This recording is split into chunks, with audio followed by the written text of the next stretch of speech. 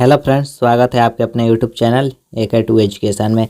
तो आज हम लोग देखने वाले हैं फाइनली जो कि मैट्रिक 10th का जो एग्ज़ाम है, जो भी स्टूडेंट 2023 में एग्ज़ाम देने वाले हैं उन सभी स्टूडेंटों के लिए जो कि सोशल साइंस का मॉडल सेट 1 है। इस तरह से 5 सेट आपको प्रोवाइड किया जाएगा, सभी सब्जेक्ट का 5 सेट प्रोवाइड किया जाएगा। आज हम लोग सोशल साइंस का मॉडल सेट 1 देखने वाले हैं। साइंस का मॉडल सेट 1 हम लोग कल देख लिया है, आज हम लोग सोशल साइंस का मॉडल सेट 1 देखने वाले हैं। इस तरह से सभी सब्जेक्ट का 5 सेट प्रोवाइड किया जाएगा। तो चैनल पर पहली बार आए तो सब्सक्राइब कर लीजिए और वीडियो को लाइक कर दीजिए। अगर आप भी 400+ मार्क्स लाना चाहते हैं तो बिल्कुल सही जगह आए हैं। इस तरह से आपको 5 सेट सभी सब्जेक्ट का देख लेते हैं तो आप भी 400+ मार्क्स ला सकते हैं। तो चलिए आज की क्लास को स्टार्ट करते हैं। और 12th का भी क्लास चल रहा है। अपने बड़े जो भी स्टूडेंट है जो कि 12th में है उनको भी बता दीजिए कि AK2 एजुकेशन पर अभी तैयारी चल रही है। यह कोर्स आपके सिर्फ 1 मंथ में कराया जाएगा। जनवरी में आपके कंप्लीट कोर्स की तैयारी करा दी जाएगी सिर्फ 1 मंथ में AK2 एजुकेशन के माध्यम से। तो चैनल पर पहली बार आए तो सब्सक्राइब कर लीजिए और वीडियो को लाइक कर दीजिए। चलिए आज के वीडियो को स्टार्ट करते हैं। देख सकते हैं इस बार भी ऑब्जेक्टिव क्वेश्चन पूछा जाएगा, जिसमें से 40 को जवाब देना है, 40 का जवाब देना है, 80 क्वेश्चन पूछा जाएगा। तो चलिए मॉडल सेट 1 को स्टार्ट करते हैं बिना टाइम वेस्ट किए। मॉडल सेट 1 का फर्स्ट क्वेश्चन दिए गए हैं, बेस्ट लिटोवस्क की संधि किस देश के बीच हुई।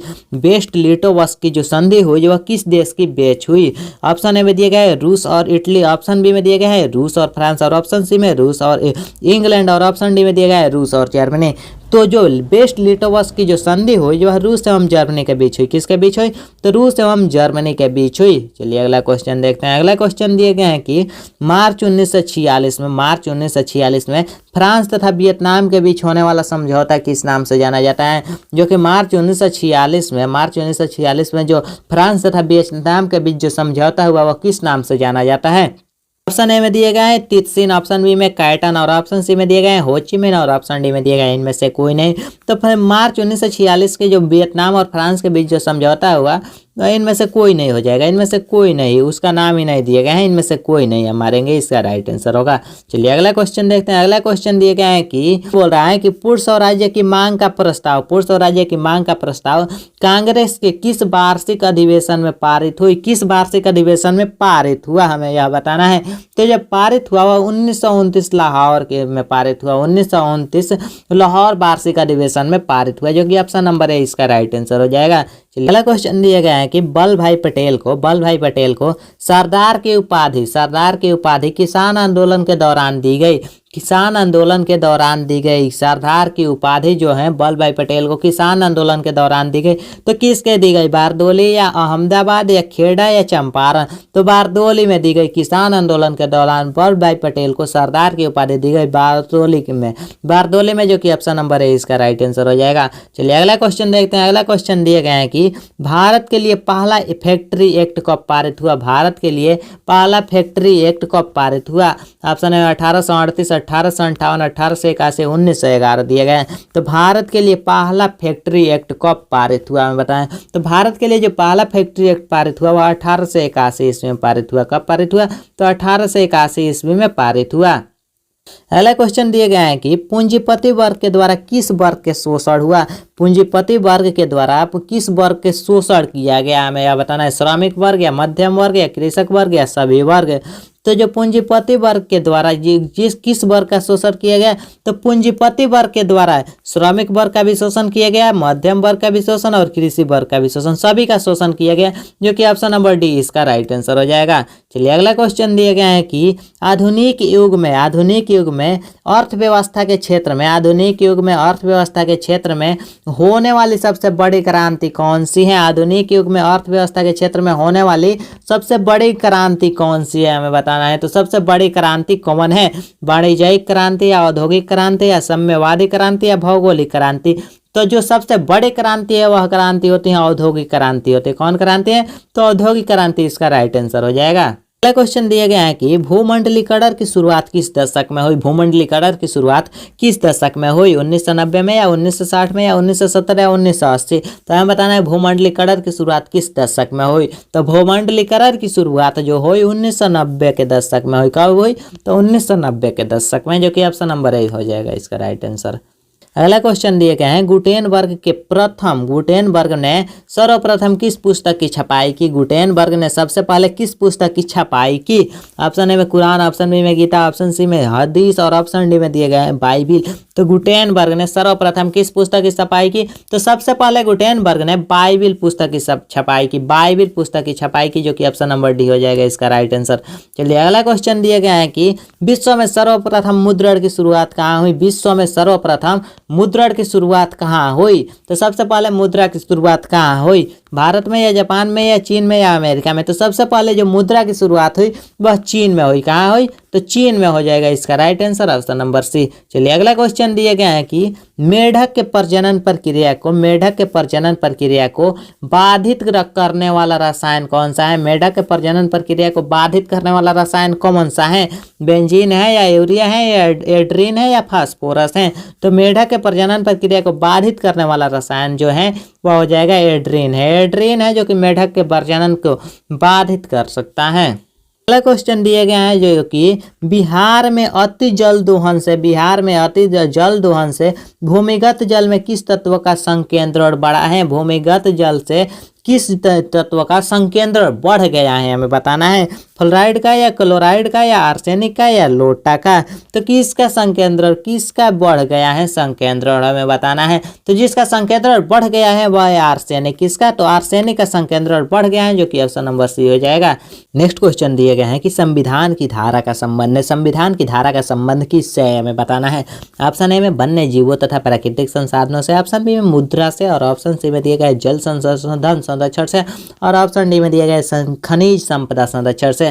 तो संविधान के धारा का जो संबंध होता है वह वन्य जीवों तथा प्राकृतिक संसाधनों के संरक्षण से होता है, जो कि ऑप्शन नंबर ए इसका राइट आंसर हो जाएगा। चलिए अगले क्वेश्चन की तरफ चलते हैं। अगला क्वेश्चन दिए गया है कि बिहार में कितने प्रतिशत भौगोलिक क्षेत्र में वन का फैलाव है? बिहार में कितने प्रतिशत भौगोलिक क्षेत्र में वन का फैलाव है अभी तक? ऑप्शन ए में दिए गए 15%, ऑप्शन बी में 20%, ऑप्शन सी में 10 और ऑप्शन डी में दिए गए 7%। तो भौगोलिक क्षेत्र में वन का फैलाव कितना है हमें बताना है। तो भौगोलिक क्षेत्र में जो वन का फैलाव है बिहार में वह 7% है, सबसे कम है जो कि 7% है अभी। चलिए अगला क्वेश्चन देखते हैं। अगला क्वेश्चन दिए गए हैं कि एल्यूमिनियम बनाने के लिए किस खनिज की आवश्यकता पड़ती है? एल्यूमिनियम बनाने के लिए किस खनिज की आवश्यकता पड़ती है? मैग्नीज या टीन या लोहा या बॉक्साइट? तो एल्यूमिनियम बनाने के लिए जिस खनिज की आवश्यकता पड़ती है वह खनिज है बॉक्साइट। बॉक्साइट की आवश्यकता पड़ती है एल्यूमिनियम बनाने के लिए। किसकी आवश्यकता? तो बॉक्साइट की आवश्यकता पड़ती है। चलिए अगला क्वेश्चन देखते हैं। अगला क्वेश्चन दिया गया है कि भारत के किस राज्य में सौर ऊर्जा के विकास की सर्वाधिक संभावना है? भारत के किस राज्य में सौर ऊर्जा के विकास की सबसे अधिक संभावना है हमें बताना है। तो सौर ऊर्जा के विकास की जो सबसे अधिक संभावना है वह कहाँ पर है? ऑप्शन ए में असम, अरुणाचल प्रदेश, राजस्थान और मेघालय दिया गया है। तो जो सबसे अधिक संभावना है वह बनता है राजस्थान में। राजस्थान में सबसे अधिक संभावना है, जो कि ऑप्शन नंबर सी होगा। अगला क्वेश्चन दिए गए हैं कि निम्नलिखित में कौन छोटे पैमाने का उद्योग है? निम्नलिखित में से कौन सबसे छोटे पैमाने का उद्योग है? ऑप्शन ए में चीनी उद्योग, ऑप्शन बी में कागज उद्योग और ऑप्शन सी में दिए गए खिलौना और ऑप्शन डी में विद्युत उपकरण उद्योग दिए गए। तो हमें बताना है एक सबसे छोटे पैमाने का उद्योग। तो जो सबसे छोटे पैमाने का उद्योग है बिल्कुल कम खर्च में स्टार्ट हो जाता है वह है खिलौना का उद्योग सबसे छोटा पैमाने का उद्योग है। चलिए अगला क्वेश्चन दिए गए हैं कि देश में कितने विशेष आर्थिक क्षेत्र विकासहीन है? देश में कितने विशेष आर्थिक क्षेत्र विकसित है? कितने विशेष आर्थिक क्षेत्र विकसित है हमें बताना है। तो कितने विकसित है? 10, 7 या 15 या 5? तो कितने विकसित है हमें बताना है। तो विकसित है इसमें से 5 ही विकसित हैं, जो कि ऑप्शन नंबर डी इसका राइट आंसर होगा। चलिए अगला क्वेश्चन दिए गए हैं कि बिहार की सीमा में रेल मार्ग की कुल लंबाई कितनी है? बिहार की सीमा में रेल मार्ग की कुल लंबाई कितनी है हमें बताना है। बिहार की सीमा में जो रेल मार्ग की कुल लंबाई है 6283 किलोमीटर। 6283 किलोमीटर बिहार की सीमा में रेल मार्ग की कुल लंबाई है, जो कि ऑप्शन नंबर है इसका राइट आंसर हो जाएगा। क्वेश्चन दिया गया है कि तल चिन्ह की सहायता से किसी स्थान विशेष की मापी गई ऊंचाई को क्या कहा जाता है? तल चिन्ह की सहायता से क्वेश्चन दिया गया है, तल चिन्ह की सहायता से किसी स्थान विशेष की मापी गई ऊंचाई को क्या कहते हैं? स्थान विशेष की मापी गई ऊंचाई जब पूछ दिया जाए तो स्थान विशेष दिया जाए तो स्थानीय ऊंचाई हो जाएगा। क्या हो जाएगा? तो स्थानीय ऊंचाई। स्थान विशेष दिया जाएगा तो स्थानीय ऊंचाई हो जाएगा, जो कि ऑप्शन नंबर है इसका राइट आंसर होगा। नेक्स्ट क्वेश्चन दिए गए हैं कि जब लैंगिक विभाजन की बात करते हैं, जब हम लैंगिक विभाजन की बात करते हैं तो हमारा अभिप्राय क्या होता है। जब हम लैंगिक विभाजन की बात करते हैं तो हमारा अभिप्राय क्या होता है। ऑप्शन ए में दिया गया है स्त्री और पुरुष के बीच जैविक अंतर, ऑप्शन बी में दिया गया है समाज द्वारा स्त्रियों और पुरुषों की दी गई असमान भूमिकाएं, और ऑप्शन सी में दिया गया है बालक और बालिकाओं की संख्या का अनुपात, और ऑप्शन डी में दिया गया है लोकतांत्रिक व्यवस्थाओं में महिलाओं को मतदान का अधिकार न मिलना। तो लैंगिक जनन जब हम लैंगिक विभाजन की बात करते हैं तो हमारा जो अभिप्राय होता है वह होता है समाज द्वारा स्त्रियों और पुरुषों के बीच असमान भूमिकाएं। समाज द्वारा स्त्रियों और पुरुषों के बीच असमान भूमिकाएं होता है, जो कि ऑप्शन नंबर बी में हमारा अभिप्राय होता है। चलिए अगले क्वेश्चन की तरफ चलते हैं। अगला क्वेश्चन दिया गया है कि भारतीय संविधान के बारे में इनमें से कौन सा कथन सत्य है। भारतीय संविधान के बारे में कौन सा कथन सत्य है। ऑप्शन ए में दिए गए हैं यह धर्म के आधार पर भेदभाव की मनाही है, यह धर्म के आधार पर भेदभाव की मनाही है। ऑप्शन नंबर ए इसका राइट आंसर हो जाएगा। भारतीय संविधान के बारे में जो सबसे राइट कथन है वह हो जाएगा यह धर्म के आधार पर भेदभाव की मनाही करना है, जो कि ऑप्शन नंबर ए में इसका राइट आंसर दिया गया है। चलिए अगले क्वेश्चन की तरफ चलते हैं। अगला क्वेश्चन दिया गया है कि सत्ता में साझेदारी सही है क्योंकि सत्ता में साझेदारी क्यों सही है। ऑप्शन ए में दिए गए हैं यह विविधता को अपने में समेट लेती हैं, ऑप्शन बी में दिए गए हैं देश में एकता को कमजोर करती हैं, ऑप्शन सी में दिए गए हैं फैलने में देरी कराती हैं, और ऑप्शन डी में दिए गए हैं विभिन्न समुदाय के बीच टकराव कम करती हैं। तो सत्ता की साझेदारी सही है, सत्ता की साझेदारी सही है क्योंकि यह देश की एकता को कमजोर करती हैं, क्योंकि यह देश की एकता को कमजोर कर देती हैं, इसलिए सत्ता की साझेदारी सही है। सत्ता की साझेदारी सही रहेगा तो देश का एकता बरियार रहेगा, मजबूत रहेगा। चलिए अगले क्वेश्चन की तरफ चलते हैं। अगला क्वेश्चन दिया गया है कि वर्ष 1975 ईस्वी को भारतीय राजनीतिक में किस लिए माना जाता है। वर्ष 1975 को भारतीय राजनीतिक में किस लिए माना जाता है। तो वर्ष 1975 का जो भारतीय राजनीतिक है वह देश के आपातकालीन लागू हुआ था, देश में आपातकालीन लागू हुआ था, जो कि 1975 में भारतीय राजनीतिक के लिए जाना जाता है। 1975 ईस्वी में देश में आपातकाल लागू हुआ था। आपातकाल लागू कब हुआ था? तो 1975 ईस्वी में। यह क्वेश्चन को उल्टा भी पूछ दिया जाएगा कि आपातकाल कब लागू हुआ था, तो 1975 ईस्वी इसका राइट आंसर हो जाएगा। इसमें ऑप्शन नंबर सी इसका राइट आंसर होगा। चलिए अगला क्वेश्चन देखते हैं। अगला क्वेश्चन दिया गया है कि बिहार में संपूर्ण क्रांति का नेतृत्व निम्न में से किसने किए। संपूर्ण क्रांति का नेतृत्व किसने किया हमें बताना है। मोरारजी देसाई या नीतीश कुमार या लालू प्रसाद, जय प्रकाश नारायण। तो किसने किए संपूर्ण क्रांति का नेतृत्व हमें बताना है। तो मोरारजी देसाई तो थे ही नहीं, नीतीश कुमार है तो है नहीं, लालू यादव तो इस टाइम में फेमस हुए, और जय प्रकाश नारायण हो जाएगा इसका राइट आंसर। तो संपूर्ण क्रांति का नेतृत्व किए जय प्रकाश नारायण, जो कि ऑप्शन नंबर डी में दिया गया है। ये दोनों तो भुलाई लो, आप नहीं मार सकते हैं क्योंकि यह तो नए नेता हैं। चलिए अगले क्वेश्चन की तरफ चलते हैं। अगला क्वेश्चन दिया गया है कि नर्मदा घाटी परियोजना किन राज्यों से संबंधित है। नर्मदा घाटी परियोजना जो है यह किस राज्यों से संबंधित है हमें बताना है। तो नर्मदा घाटी परियोजना जो है तमिलनाडु, केरल, कर्नाटक तीनों राज्यों से संबंधित है। किससे संबंधित है? तो तमिलनाडु, केरल, कर्नाटक, जो कि ऑप्शन नंबर बी इसका राइट आंसर हो जाएगा।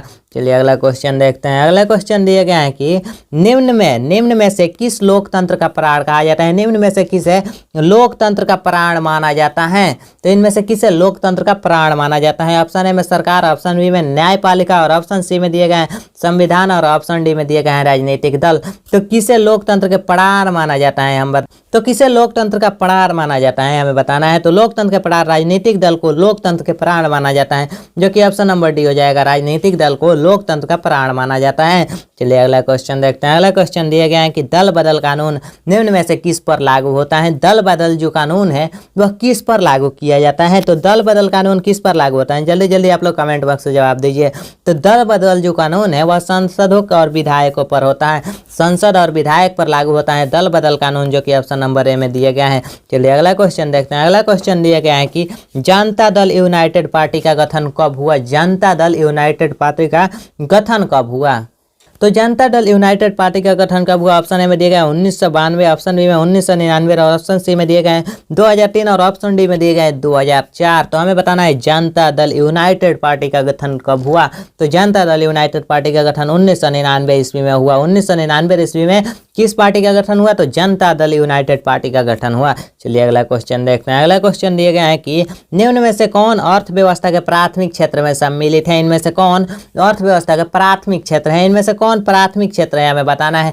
तो प्राथमिक क्षेत्र में आ जाता है कृषि क्षेत्र। कृषि क्षेत्र प्राथमिक क्षेत्र होता है, जो कि ऑप्शन नंबर बी हो जाएगा। कृषि क्षेत्र प्राथमिक क्षेत्र होता है। चलिए अगला क्वेश्चन देखते हैं। अगला क्वेश्चन दिए गए हैं कि जिस देश की प्रति व्यक्ति आय अधिक हो वह देश क्या कहलाता है? जिस देश की प्रति व्यक्ति आय अधिक हो वह देश क्या कहलाता है? ऑप्शन ए में अविकसित, ऑप्शन बी में विकसित और ऑप्शन सी में दिए गए अर्ध विकसित और ऑप्शन डी में दिए गए हैं इनमें से कोई नहीं। तो जिस देश की प्रति व्यक्ति आय सबसे अधिक होते हैं वह देश विकसित कहलाता है, विकसित देश कहलाता है, जो कि ऑप्शन नंबर बी हो जाएगा, विकसित देश कहलाता है। चलिए अगला क्वेश्चन देखते हैं। अगला क्वेश्चन दिए गया है कि बिहार के किस जिले के प्रति व्यक्ति आय सर्वाधिक है? बिहार में किस जिला में सबसे अधिक प्रति व्यक्ति आए हैं? ऑप्शन ए में दिए गए पटना, ऑप्शन बी में गया और ऑप्शन सी में दिए गए शिवहर और ऑप्शन डी में दिए गए नालंदा। तो बिहार के किस जिला में प्रति व्यक्ति आय सबसे अधिक है? तो पटना जिला में, बिहार के पटना जिला में प्रति व्यक्ति आय सबसे अधिक है। पटना जिला में प्रति व्यक्ति आय सबसे अधिक है। नेक्स्ट क्वेश्चन दिए गए हैं कि भारत का केंद्रीय बैंक कौन सा है? भारत का केंद्रीय बैंक कौन है? हमें बताना भारत का केंद्रीय बैंक कौन है। भारत का स्पेशल एक बैंक होता है जिसे केंद्रीय बैंक कहते हैं। तो केंद्रीय बैंक कौन है? तो आप लोग नोट पर भी देखे होंगे कि भारत के केंद्रीय बैंक का नाम रहता है। आप लोगों को जैसे में 10, 20, 50 के नोट जब आप देखे होंगे नोट, तो उस पर ऊपर में लिखा रहता है reserve bank of India. Reserve bank of India लिखा रहता है क्योंकि वह भारत का केंद्रीय बैंक है, इसलिए उस बैंक का नाम ऊपर में रहता है रिजर्व बैंक ऑफ इंडिया। और ये सब जितना भी बैंक देखते हैं, SBI, CBI, इस तरह के जितने भी ब्रांचेस है, यह सब रिजर्व बैंक ऑफ इंडिया के ब्रांच हैं। और मेन ब्रांच होता है जो भारत का केंद्रीय बैंक होता है वह रिजर्व बैंक ऑफ इंडिया होता है, जो कि ऑप्शन नंबर ए में दिए गए हैं। अगर आपको कोई इसका आंसर भोर पड़ जाए तो आप इसका आंसर देखने के लिए आपके बगल में जो भी नोट है उस नोट को निकाल कर देख सकते हैं। ऊपर में लिखा रहता है रिजर्व बैंक ऑफ इंडिया, जो कि ऑप्शन नंबर ए में दिए गए हैं। चलिए अगला क्वेश्चन देखते हैं। अगला क्वेश्चन दिए गए हैं कि व्यावसायिक बैंकों का सर्वप्रथम राष्ट्रीयकरण कब हुआ? तो व्यावसायिक बैंकों का सर्वप्रथम राष्ट्रीयकरण कब हुआ हमें बताना है। तो व्यावसायिक बैंकों का सर्वप्रथम राष्ट्रीयकरण कब हुआ? तो व्यावसायिक बैंकों का सर्वप्रथम राष्ट्रीयकरण 1969 ईस्वी में हुआ। 1969 ईस्वी में हुआ व्यावसायिक बैंकों के सर्वप्रथम राष्ट्रीयकरण 1969 ईस्वी में हुआ। चलिए अगला क्वेश्चन दिए गए हैं कि ऊर्जा के मुख्य स्रोत क्या है? ऊर्जा का मुख्य स्रोत क्या है? कोयला है या पेट्रोलियम है या विद्युत है या इनमें से सभी है? तो ऊर्जा का जो मुख्य स्रोत है, कोयला भी ऊर्जा का ही स्रोत है और पेट्रोलियम ऊर्जा का और विद्युत, यह तीनों ऊर्जा का स्रोत है, जो कि ऑप्शन नंबर डी इसका राइट आंसर हो जाएगा। इनमें से सभी, जो कि ऑप्शन नंबर डी में दिए गए हैं। चलिए अगला क्वेश्चन देखते हैं। अगला क्वेश्चन दिए गया है कि इनमें से कौन सी बहुराष्ट्रीय कंपनी है? बहुराष्ट्रीय कंपनी उसे कहते हैं वह कंपनी जो 2 या 2 से अधिक देशों में काम करती हैं, उस कंपनी को बहुराष्ट्रीय कंपनी कहा जाता है। तो कौन सी इनमें से बहुराष्ट्रीय कंपनी हमें बताना है। फोर्ड मोटर्स, यह भी बहुराष्ट्रीय कंपनी है। सैमसंग, यह भी बहुराष्ट्रीय कंपनी है, यह कई देशों में चल रहा है। और ऑप्शन सी में दिया गया कोका कोला, कोका कोला भी कई देशों में चलता है। तो इनमें सभी हो जाएगा इसका राइट आंसर। तो इसका स्ट्रक्चर भी आपसे पूछ सकता है, बहुराष्ट्रीय कंपनी किसे कहते हैं? तो वह ऐसा कंपनी जो 2 या 2 से अधिक देशों में काम करती है उसे बहुराष्ट्रीय कंपनी कहते हैं। चलिए अगला क्वेश्चन देखते हैं। अगला क्वेश्चन दिए गए हैं कि उपभोक्ता अधिकार दिवस कब मनाया जाता है? उपभोक्ता अधिकार दिवस कब मनाया जाता है? तो उपभोक्ता अधिकार दिवस 15 मार्च को मनाया जाता है। कब मनाया जाता है? तो 15 मार्च को उपभोक्ता अधिकार दिवस मनाया जाता है। नेक्स्ट क्वेश्चन दिया गया है कि यदि किसी वस्तु का सेवा मूल्य, यदि किसी वस्तु या सेवा का मूल्य, किसी वस्तु या सेवा, उसी को वस्तु बोलते हैं, उसी को सेवा बोल सकते हैं, वस्तु या सेवा का मूल्य 20 लाख से अधिक, 20 लाख से अधिक और 1 करोड़ से कम है, 20 लाख से अधिक है और 1 करोड़ से कम है, तो उपभोक्ता की शिकायत हम कहाँ कर सकते हैं? 20 लाख से अधिक है और 1 करोड़ से कम है तो उसका शिकायत हम कहाँ कर सकते हैं? तो उस उपभोक्ता की शिकायत हम कहाँ कर सकते हैं? जिला फोरस में या राज्य आयोग में या राष्ट्रीय आयोग में या इनमें से कहीं नहीं। तो 20 लाख से अधिक और 1 करोड़ से कम दिया गया है। 20 लाख से अधिक और 1 करोड़ से कम हो तो उसका शिकायत हम राज्य आयोग में करते हैं, राज्य आयोग में कर सकते हैं, जो कि ऑप्शन नंबर बी हो जाएगा। अगला क्वेश्चन दिए गया है जो कि आपके आपदा प्रबंधन से है। आपदा प्रबंधन का काफी VVI क्वेश्चन है। यह क्वेश्चन तो आपदा प्रबंधन से हर साल पूछा जाता है। सुनामी का प्रमुख कारण क्या है? सुनामी का प्रमुख कारण क्या है? समुद्र में भूकंप का आना या द्वीप पर भूकंप का आना, या ऑप्शन सी में दिए गए हैं स्थलीय खेत में भूकंप का आना और ऑप्शन डी में दिए गए इनमें से कोई नहीं। तो सुनामी का जो मुख्य कारण होता है वह समुद्र में भूकंप आना। समुद्र में भूकंप आता है उसी को हम लोग सुनामी कहते हैं। जो भूकंप समुद्र में आता है उसे हम लोग सुनामी सुनामी के नाम से जानते हैं। तो सुनामी का प्रमुख कारण समुद्र में भूकंप आना होता है। नेक्स्ट क्वेश्चन दिए गए हैं, भूकंप केंद्र में ऊर्ध्वाधर, भूकंप केंद्र के ऊर्ध्वाधर पृथ्वी पर स्थित केंद्र को क्या कहा जाता है? भूकंप केंद्र के ऊर्ध्वाधर पृथ्वी पर स्थित केंद्र को क्या कहा जाता है? ऑप्शन ए भूकंप केंद्र, ऑप्शन बी में दिए गए हैं अधिक केंद्र, ऑप्शन सी में दिए गए केंद्र और ऑप्शन डी में दिए गए हैं इनमें से कोई नहीं। तो भूकंप केंद्र के ऊर्ध्वाधर पृथ्वी पर स्थित जो केंद्र होता है उसे अधिक केंद्र कहा जाता है। क्या कहा जाता है? तो अधिक केंद्र कहा जाता है, जो कि ऑप्शन नंबर बी होगा। चलिए अगला क्वेश्चन देखते हैं। अगला क्वेश्चन जो कि भारत के लिए महत्वपूर्ण इंपॉर्टेंट क्वेश्चन है और आप लोग बहुत ही पहले यह क्वेश्चन को याद कर रहे होंगे, 5 या 6 क्लास में आप लोग इस क्वेश्चन को पढ़ ले होंगे कि भारत के राष्ट्रीय पक्षी क्या है। भारत के राष्ट्रीय पक्षी क्या है? तो इस क्वेश्चन का जवाब बच्चे भी जानते हैं। तो भारत के राष्ट्रीय पक्षी मयूर हो जाएगा, मोर होता है, जो कि ऑप्शन नंबर सी में दिया गया है। चलिए अगला क्वेश्चन देखते हैं। अगला क्वेश्चन दिया गया है कि किस राज्य में वन का सबसे अधिक विस्तार है? हमें बताना है किस राज्य में वन का सबसे अधिक फैलाव है, मतलब विस्तार है। तो किस राज्य में वन का सबसे अधिक विस्तार है? केरल में या कर्नाटक में या मध्य प्रदेश या उत्तर प्रदेश? तो वन का जो सबसे अधिक विस्तार है तो मध्य प्रदेश में है। मध्य प्रदेश में अगर आप जाएंगे तो वन का सबसे अधिक विस्तार है, वन बहुत ही ज़्यादा है। चलिए अगला क्वेश्चन देखते हैं। अगला क्वेश्चन दिया गया है कि इनमें कौन सा जीव है जो केवल भारत में ही पाया जाता है? इनमें से कौन सा जीव है जो केवल भारत में पाया जाता है, अन्य जगह नहीं पाया जाता है?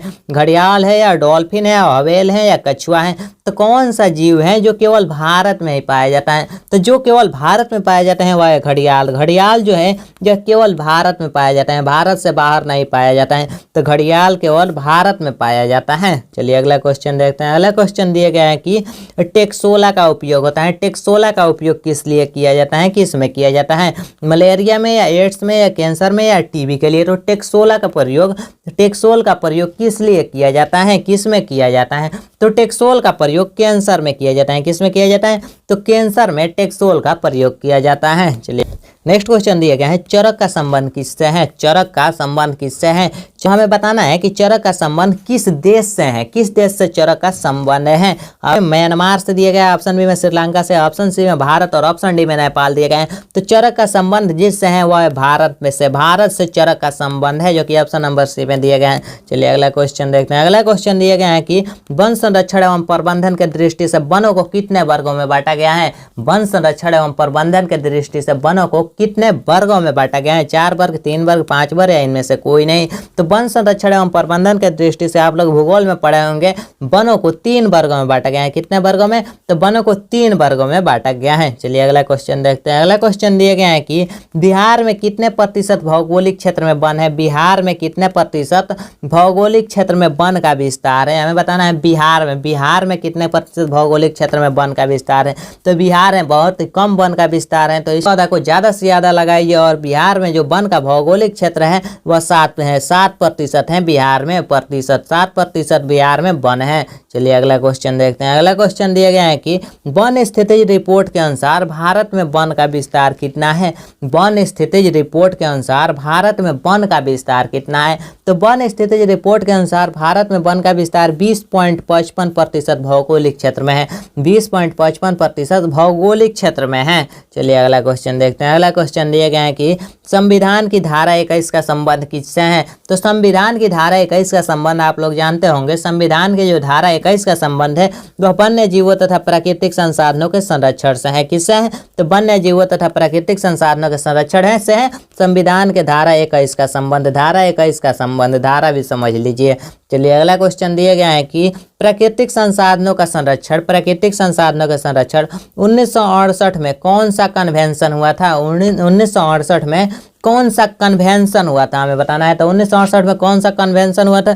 तो विश्व आपदा कन्वेंशन जो हुआ था वह 1968 ईस्वी में हुआ था।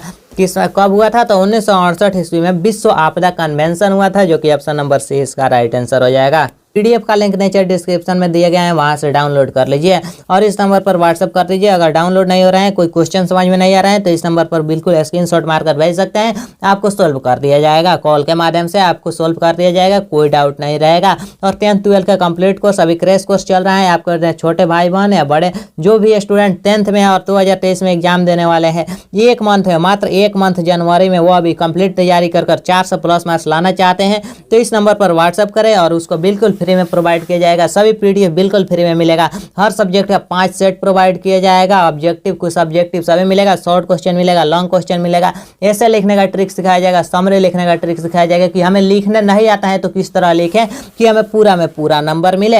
इस तरह से सभी की कंप्लीट तैयारी कराई जाएगी मात्र 1 महीना में, जो कि जनवरी भर में कराई जाएगी। मात्र 31 जनवरी के अंदर ही सभी कंप्लीट तैयारी कराई जाएगी। तो चैनल को सब्सक्राइब कर लीजिए और वीडियो को लाइक कर दीजिए। मिलते हैं नेक्स्ट वीडियो में। Thank you, all the best.